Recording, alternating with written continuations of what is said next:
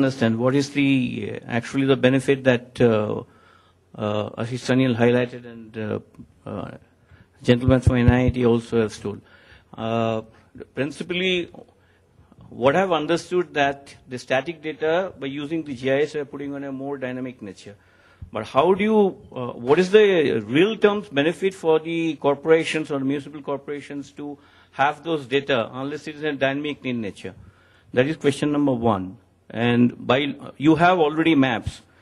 I mean, when you talk about the people-centric or citizen-centric services, it has a dimension that you have today X number of people not being serviced or X number of people being added. And when that has happened, so you filter into those data into the map and you have a, present data that how far we have achieved and how far. The second question, it correlates. He briefly mentioned the question of GPS. I mean, urban managements today, because Kolkata has been suffering for floods for decades now, which is lessening to a certain extent, but Bombay is now getting more and more.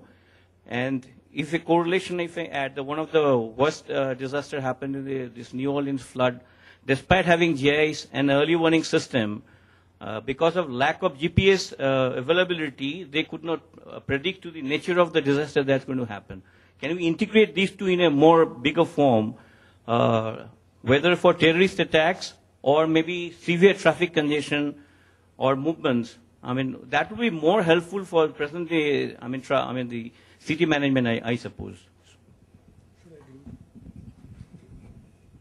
Okay, let me deal with the second question first. Okay. I'll give an example of some work done here in India, in this very city, in fact, in disaster management. And I think in the earlier session, the gentleman from TCS talked about it.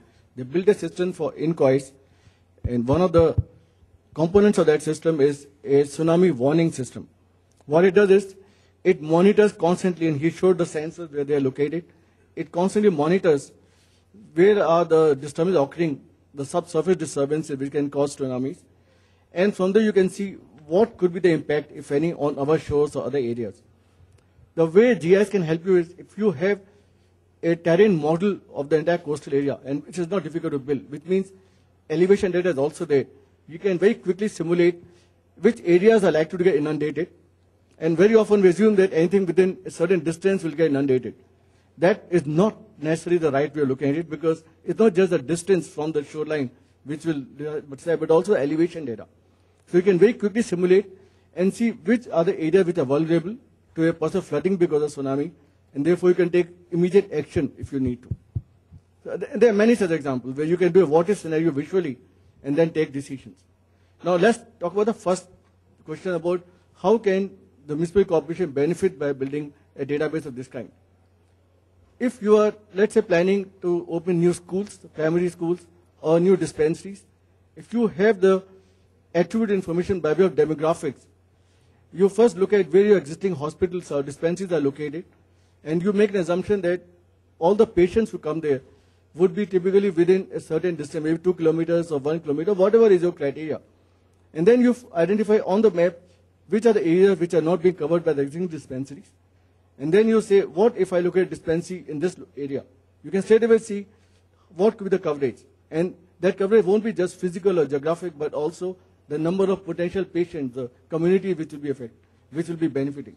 So it helps you in a decision-making process of how do you plan your new amenities for the citizen to improve the services that you provide. The question was not straight away to the network side, but I think I covered your topic because you mentioned some of the. No, I think where I would like to add here is that once this kind of information is available with you from the decision-making perspective, then naturally the integration of all these rest of the elements who can really support the decision-making. For example, in case when someone saw from the camera perspective, Kasab was actually at the VT station shooting from his AK-47. Naturally, the whole media could capture it. So we could see that the camera was available, but the response management system to that effect, which will basically integrate that when you see something like this, based on this kind of video analytics, can you sensitize, and do you have a backend network integrated which can activate immediately on the spot paramedical forces like, for example, city hospitals, blood banks, at the same time police. And can all this integration be happen actually, using a single common system? The answer is yes. Can the decision makers from the city perspective, as well as the Home Secretary or anyone else, including Chief Minister himself, can they all come on one single platform, and can they communicate, and can we avoid the oral response to come down from the 45 minutes to 1 hour to a level of say few minutes? Yes, it is possible. The question comes back is, once this kind of information is available, whether it's GIS based or from the camera perspective, any of those kind of things, as long as the backend is integrated from the decision making perspective, all these things are possible so that you can take a quick decision and respond. Today what is missing, as you rightly said, is that information is available, but the response management is something actually which is missing. So can we integrate that? Yes, that's the thought process which we are trying to put up, using common network across all these people. So I hope that gives the answer to some of you. I am Subramanian, Chairman, African Center for Mobile Financial Inclusion. And I would like to target Mr. Prakash Rane, who has got a little 411 urban local bodies experience, rich experience in implementation.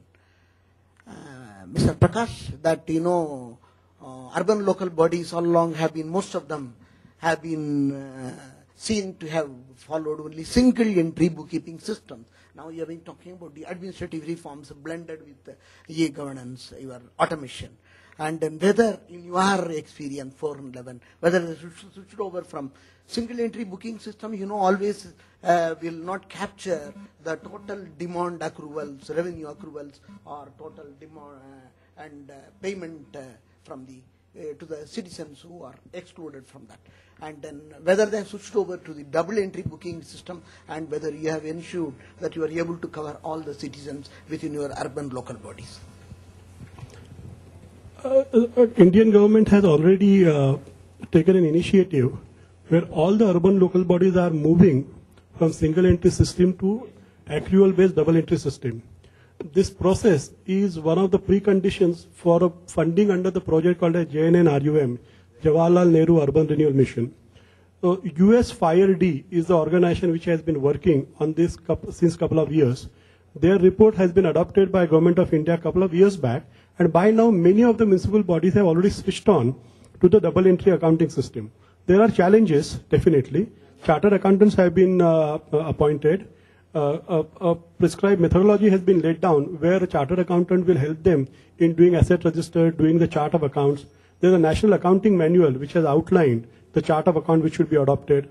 There's a 1 year handholding which is prescribed in the model. So the program is extremely well defined. In our case, in Bombay Municipal Corporation, we have already migrated from single entry to double entry annual system. I must tell you, the problems are in abundance. The requirement of change of mindset is huge. The way the chart of accounts and the GL codes are defined are highly. Mumbai Municipal Corporation is rupees 20,000 crores. And the budget of the smallest urban local body which we will be doing would be less than 5 crores. So in terms of capacity building, there's a big requirement. The challenges would be more, but this will be surely done. Good afternoon. About 20% still the stage of IT in e-governance and more focus on the GIS part. But how would this cascade with the budget, the processes, and all the other effects, the service part, how hand-in-hand coordination would go? Because if you estimate 10 Mbps bandwidth by 5 years, it's possible. I also believe in that. But how the coordination from more focus from GIS to people getting literate on the GIS front and the government helping in facilitating the various other aspects of e-governance? I tangentially said that about the capacity building. You see, capacity building in the government to enter into, please sit down. The capacity building in the government in the ICT arena has to be coherent. It is not that you just only exercise your muscle, rest of the body you don't do. So the problem is coming is that there is a great scope of capacity building in the government, whether it is simple file transfer in a computer or getting into the how to understand GIS and how to handle it. But the advantage of these forthcoming software tools are so, what I should say, so screen-based and menu based. So it is very easy to handle. It is something like that when I was very young, I started learning Fortran with a go-to. And there was a go-to. Then structured programming came. So if they have got 3,000 lines of Fortran, you cannot bug, really cannot do it. What happened to that? So similarly, in the software developers also, thanks to their wisdom, that we are getting more and more very sophisticated software which are almost menu-based. You don't have to do. And as a user, they are completely defining the user community. They are telling that it will be used by somebody who need not know and should not know. If that is what it should be. You see the form factor of the phone also, it is coming. It's all coming everywhere. So it is not possible and it is not desirable to get everybody to know how an OS functions, operation system works. It need not know. So your answer is that there is no crucial problem in getting people knowledgeable about how to use a GIS tool. That is the first point I wanted to say.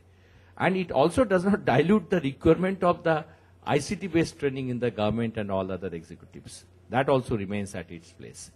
So I don't think there is a problem.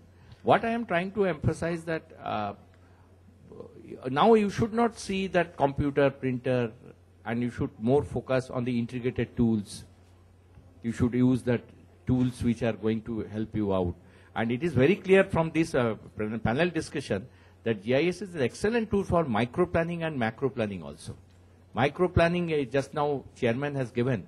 You go into the Pune, it is small, and then dynamicity, I am addressing what Sengupta told. Dynamicity of this use of GIS tool is also very, very sure. Because it can be simulated, he told that in a simulation. Our gentleman from ASRI, he told, he's much more knowledgeable. He knows all the tools, simulators. You can have a database. You can have interactive mapping servers also, IMS you can put where somebody will be only changing the data. Then you have simulation. So it has got enormous capacity.